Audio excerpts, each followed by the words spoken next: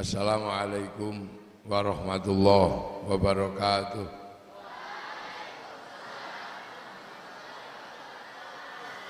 Bismillahirrahmanirrahim. Bismillah, alhamdulillah. Wassalatu wassalamu ala rasulillah Sayyidina Muhammad ibn Abdillah wa ala alihi wa ashabihi wa azwajihi wa dhurriyyatihi wa ahli baitihi wa man tabi'ahum bi ihsan ila yaumil qiyamah. Sahibul fadilah wa sa'adah Yai Nasihin dan seluruh jajaran kiai yang hadir, anak-anakku sekalian yang saya hormati, yang berbahagia, yang saya cintai. Alhamdulillah kita semua berada di jalan Allah Subhanahu wa ta'ala, ngaji di pondok pesantren Nabil Husain. Ini tidak lain dan tidak bukan adalah untuk menerima tanggung jawab lanjutan. Jadi anak-anakku sekalian, ada tanggung jawab lanjutan yang harus digantikan dan bergantian. Untuk apa? Untuk membuat dunia ini lebih indah dan tetap mengenal Allah Subhanahu wa ta'ala. Dulu Nabi Adam yang punya tugas, setelah itu dilanjutkan oleh Nabi siapa ya? Nabi Idris. Nabi Idris meninggal, dilanjutkan sama Nabi Nuh. Nabi Nuh meninggal, dilanjutkan, digantikan sama Nabi Hud. Ya, ingat-ingat, Nabi Hud meninggal, maka dunia para nabi digantikan oleh Nabi Soleh. Setelah Nabi Soleh meninggal, digantikan oleh Nabi Ibrahim. Nah, Nabi Ibrahim meninggal, diganti oleh Nabi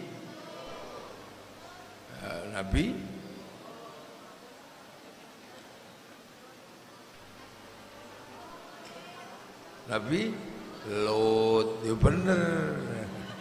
Terus setelah Nabi Lot, Ismail. Setelah Nabi Ismail,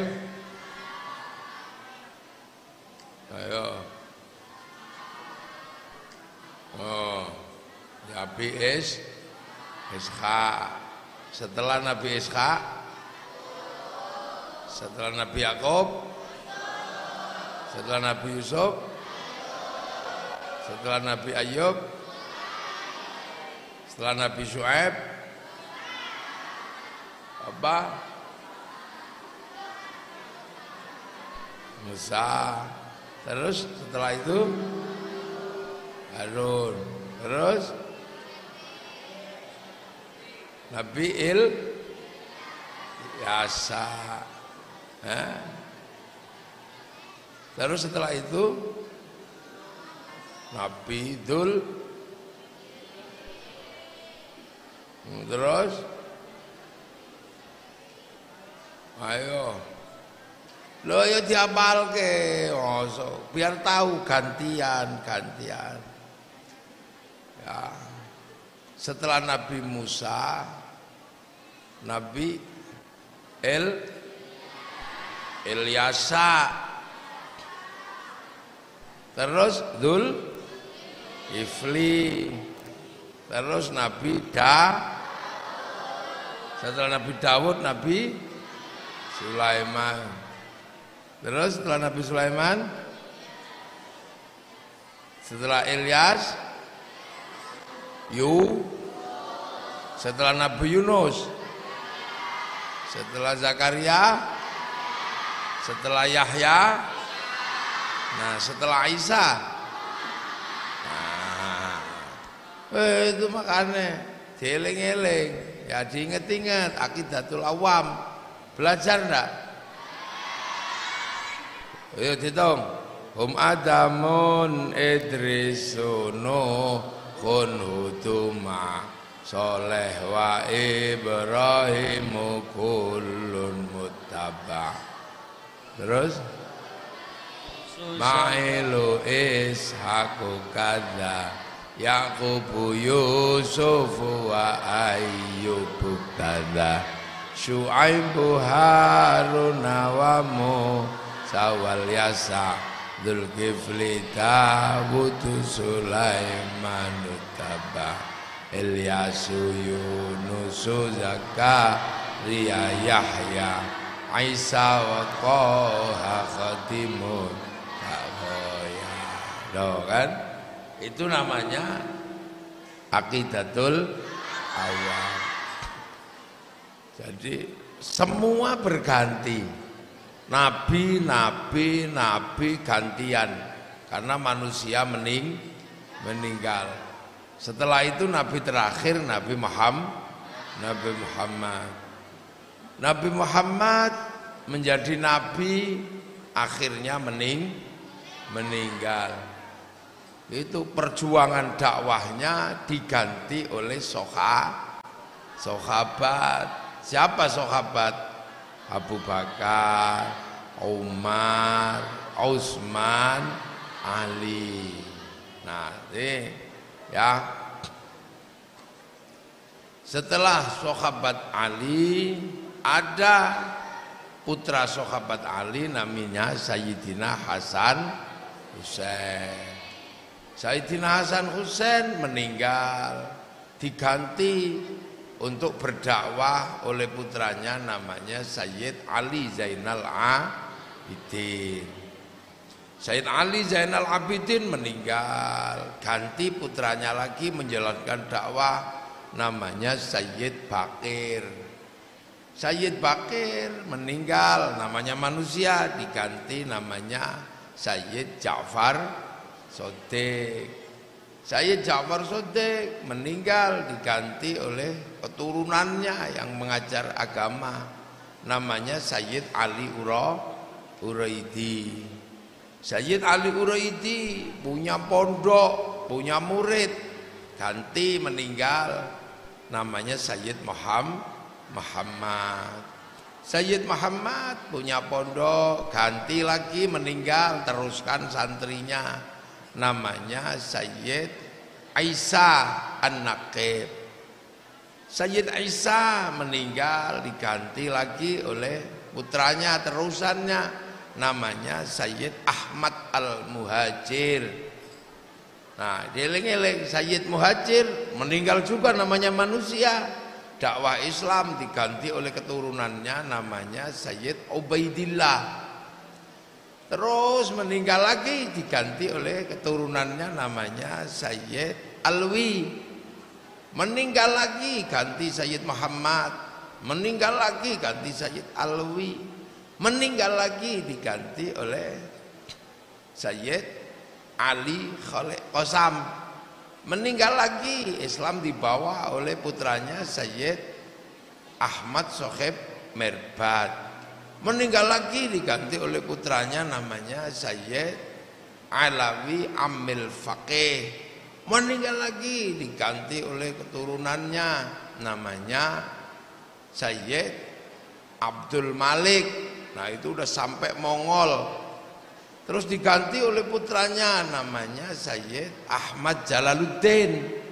Meninggal lagi diganti oleh keturunan muridnya namanya Sayyid Muhammad. Diganti lagi oleh keturunannya namanya Sayyid Jamaluddin Al-Husaini Al-Kabir atau Syekh Jumadil Kubro.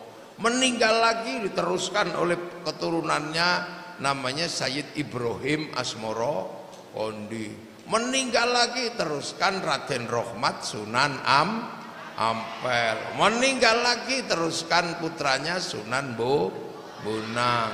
Sunan Bonang meninggal lagi teruskan muridnya Sunan jaga. Meninggal lagi teruskan oleh muridnya namanya Sunan Geseng.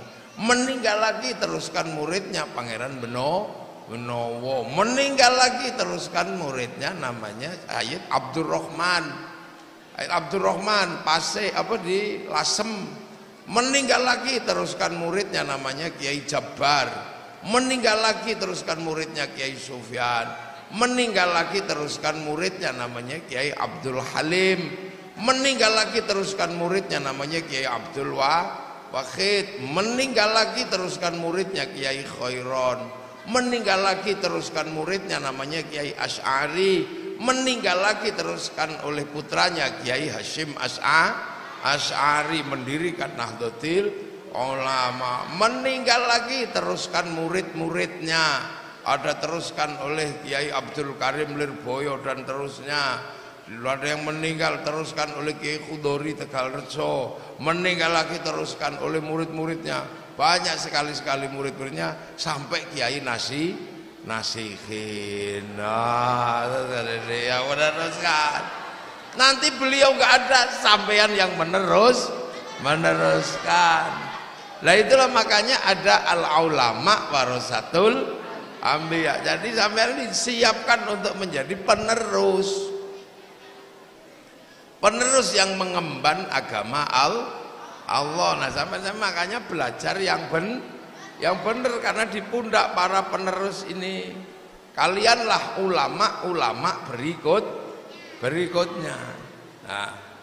Nah siapa ulama? Ulama itu siapa?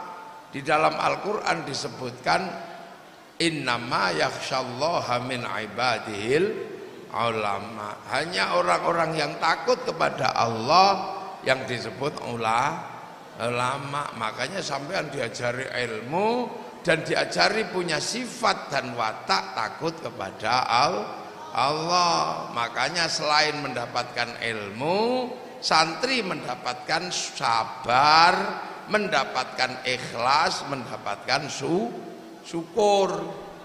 Itu yang akan jadi kontrolnya ilmumu nanti. Nah, agar sabar di mana? Makanya ditaruh di pesantren. Nah, di pesantren ini diajari sabar.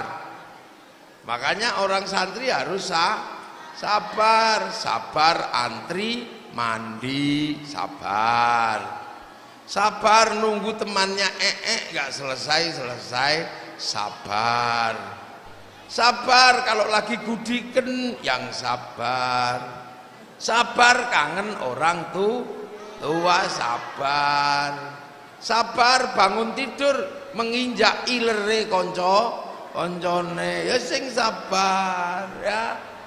Jadi makanya anak-anak santri ini diajari sabar. Pondok inilah yang ngajari sabar. Makanya kalau di pondok yang sabar, dijewer kiainya yang sabar, diselentik pengurus yang sabar. Karena yakhsyallah itu hanya bisa tumbuh kalau seorang ulama punya kesabaran. Lah di pondok itu yang sabar. Ya, makanya sabar, jauh dari orang tua, kangen sabar, sendalnya hilang sabar. Iya, odol entek dipakai koncone yang sabar, katoke hilang sabar, yang sabar. Loh, makanya sampean bisa jadi pinter, tak usah mondok. Tapi kalau nggak mondok, nggak punya kesabaran karena nggak punya teman. Itu sabar, yang sabar di pondok itu jauh dari orang tua sabar, dijewer gurunya sabar, selentik kupingnya yang sabar. Makanya kalau santri sudah sampai ke tingkatan bisa bersabar, maka santri akan naik pangkat digandeng sama Allah. Innallaha ma'as-sabirin. Nah, itu. Makanya pemilik ilmu itu Allah. Maka kalau sampean belajar sambil sabar, sampean langsung digandeng sama pemilik ilmu. Makanya orang yang sabar menuntut ilmu, ilmunya barokah. Loh itu makanya santri yang sabar-sabar itu yang jadi nanti. Jewer sabar, selentik kupinge sabar, enak-enak tidur dibangunkan tengah malam sabar. Nah itu makanya santri itu digiring menjadi orang sabar supaya langsung ketemu pemilik ilmu. Makanya yang sabar. Loh. Sabar, makanya sabar. Apa aja kamu sabar, disuruh sama kiai yang sabar. Jadi jangan suka marah, jangan suka apa.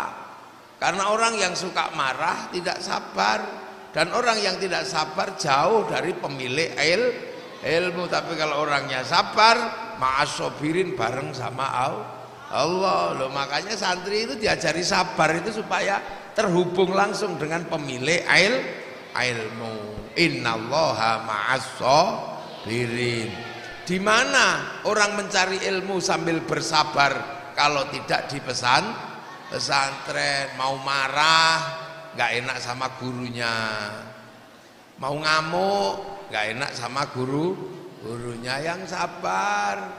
Makanya anak-anak pesantren itu sebagian besar tumbuh menjadi anak-anak yang sabar. Yang kedua, hanya di pesantren santri belajar ikhlas. Hanya di pesantren, tahu-tahu duitnya hilang. Jangan terus mengatakan, "Wah, duitku dicolong maling." Nggak mungkin. Yang ngambil pasti temanmu sendiri. Makanya jangan menyebut maling. Mosok kehilangan 100.000 aja membuat temannya menjadi maling. Niati sodakoh. Loh itu di pondok itu begitu. Jangan kalau barangnya hilang, siapa yang nyuri? Nggak usah. Siapa ya yang butuh?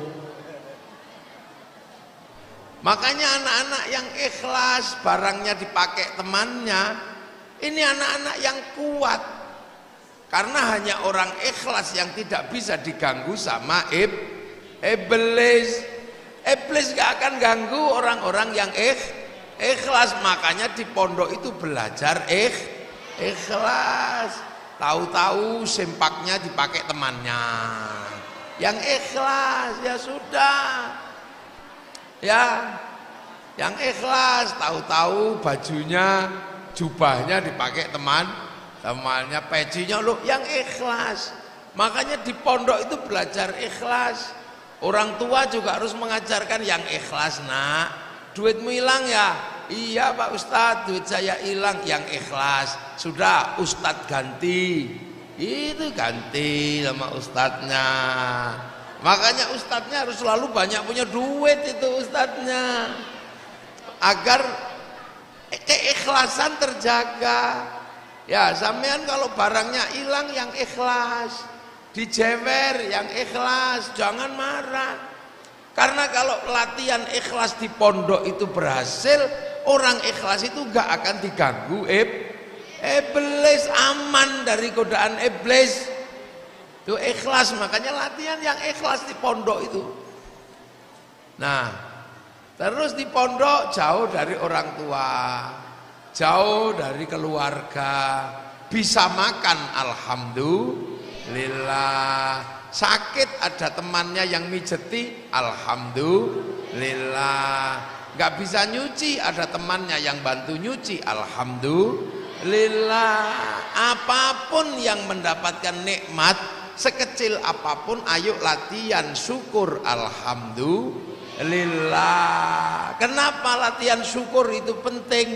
Karena orang yang bisa bersyukur pasti semuanya akan ditambah oleh Allah. Ilmu yang sedikit karena banyak syukur ditambah. La in syakartum la azidannakum wa la in kafartum inna adzabi lasyadid. Latihan sabar, latihan ikhlas, latihan syukur. Kalau tiga itu ada pada diri seorang ulama, ulama tersebut nggak akan ada lawannya, pasti paling menangan. Karena sabar digandeng Allah, ikhlas tidak digoda iblis, syukur pasti ditambah. Makanya mondok latihan itu mumpung belum terjun dan praktek ke lapangan, masih di pondok latihan sabar, latihan ikhlas, latihan syukur. Nah itu nanti kamu latihannya di situ. Makanya tekankan yang sabar. Kalau ada yang kelahi, yang sabar. Ada duitnya hilang, yang ikhlas.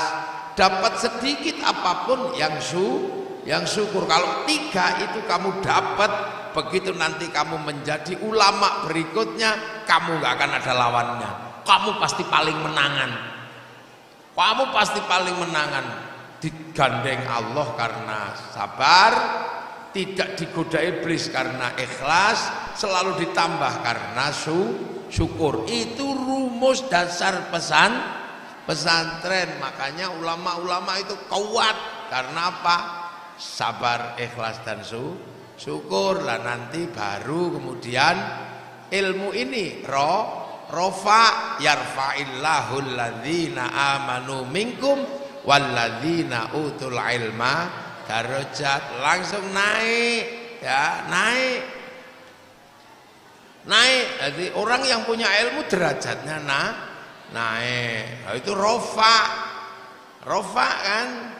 Nah, rofa itu adalah salah satu i'rab. Kalau nanti sudah belajar nahwu, sudah belum? Kalau sudah belajar nahwu kamu akan ketemu i'rab rofa. Ayo, i'rab rofa itu alamatnya apa saja? Dhamma, wawu, alif, subutun, nun. Ya, lirraf'i minha dhammatun, wawu, alif, kadzaka nunun sabitun, lamun hadif. Lho kan itu sekolah zaman biyen. Sik sak mini-mini kae. Jadi rofa orang yang naik itu dhammah, kepalanya kuat di atas. Ngene ilmunya cukup, kuat di atas. Belajar yang rajin, wawu kuat di bawah. Loh, di atas kuat, di bawah kuat. Alif tegak, tidak ke kiri, tidak ke kanan. Jadi bajek. Subutun nun seimbang. Oh, gini. Nah, ya orang kalau punya ilmu itu kuat ini. Itu. Makanya kalau belajar yang rajin, biar dhammahnya kuat, ilmunya kuat. Untuk ngadepi siapa? Ngadepi isim mufrad. Berdebat sendirian berani, kuat dong isim mufrad wani. Ngadepi jamak taksir, ngadepi rombongan berani. Loh, ketemu jamak muannas salim. Nah, ketemu rombongan perempuan selamat. Nah, itu baru alamat dhammah.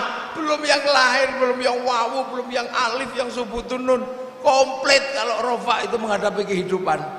Punya dhammah tok aja sudah cukup untuk menghadapi isim mufrad sendirian berani, jamak taksir berani, ketemu jamak muannas salim, ketemu rombongan perempuan selamat.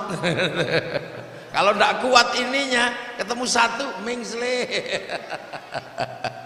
Loh, itu nak ya. Mumpung di pondok latihan sabar. Jadi kalau bangun tidur kok diinjek sama temannya, jangan marah, biasa saja.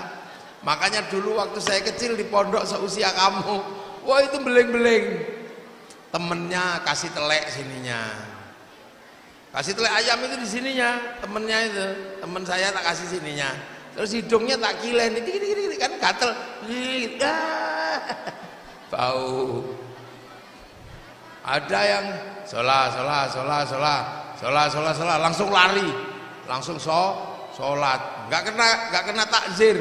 Ada yang pinter, jadi tidurnya itu di atas sajadah, pakai peci, pakai baju, pakai sarung. Kalau dengar sholat langsung duduk at-tahiyyatul. Nggak pernah kena dia. Jadi yang lain ditakzir itu dia nggak pernah kena takzir karena apa? Tidurnya di atas sajadah, sudah pakai peci, pakai baju, pakai sarung, langsung at-tahiyyatu. Lama-lama saya jengkel, pas lagi tidur sarungnya tak ambil. Begitu sholat at-tahiyyatu, pakai peci, pakai baju, nggak pakai sarung. Wah, anak-anakku sekalian, mumpung masih kesempatan, latihan 3 itu aja saya minta ya. Latihan sabar. Jadi kalau dimarahi Pak Guru jangan marah, sabar. Karena nggak ada guru marah, yang ada adalah guru cinta kepada santri. Kalau Pak Yai Nasikin ngomel-ngomel bukan karena marah, karena sayang sama santri, karena pengen semuanya. Kalau bukan kalian, siapa yang meneruskan kelanjutan para ulama yang sabar, yang ikhlas, yang syukur. Itu aja. Walaupun nggak enak ikhlas, walaupun nggak cocok sabar, walaupun nggak seneng, walaupun sedikit syukur. Karena 3 rumus itu hanya bisa didapatkan saat kita berlatih di dalam pondok pesantren. Itu yang akan mengangkat ilmu menjadi naik derajat rofa. Berawal dari situ, innama yakhsyallaha min ibadihil ulama. Yakhsyallah itu penting ya. Ini anak-anakku sekalian, dan kalian kan seperti gelas. Anak-anakku sekalian ini seperti gelas kosong, tergantung isinya. Gelas itu sebagus apapun, kalau isinya kencing ya dibuang ke sungai. Botol itu sebagus apapun, kalau isinya itu kotoran ya dibuang.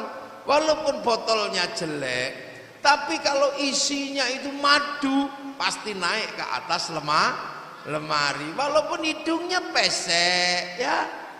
Aja nggak usah emosi sama, ya Allah kenapa aku nggak terlalu cantik, kenapa aku nggak terlalu ganteng, hidungku pesek, kulitku hitam dekil, nggak apa-apa. Walaupun pesek hitam dekil, kalau nanti isinya adalah ilmu, maka yang pesek dan dekil akan menjadi orang yang dihormati orang.